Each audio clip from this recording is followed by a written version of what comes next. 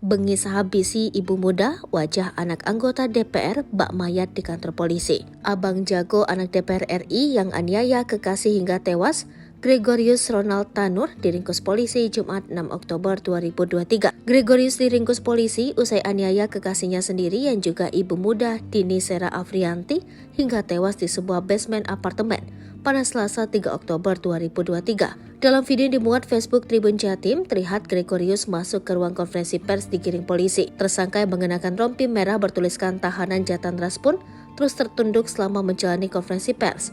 Wajahnya pucat pasi bak mayat. Diketahui Dini Sera Afrianti tewas tergeletak di sebuah basement apartemen di kawasan Surabaya, Jawa Timur. Diduga Dini Sera Afrianti tewas setelah dianiaya kekasihnya usai pulang dari tempat karaoke. Tubuh Dini Sera Afrianti ditemukan tergeletak tidak berdaya oleh warga di basement apartemen. Dini Sera Afrianti dianiaya hingga tewas oleh kekasihnya yang merupakan anak anggota DPR RI.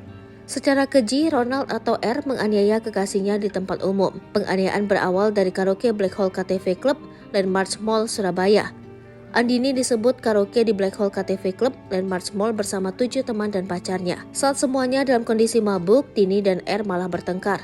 Tak lama teman-temannya pergi meninggalkan Dini dan R di lokasi. Ternyata setelah ditinggal berdua, pertengkaran tidak mereda.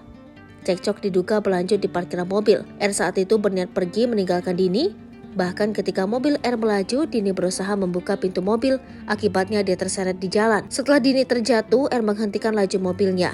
Dini dimasukkan ke dalam bagasi, lalu diantar ke apartemen di kawasan Pakuwon. Di sana Dini mengalami sesak nafas, R lalu mengantarkan Dini ke National Hospital, baru sampai di rumah sakit nyawa Dini melayang.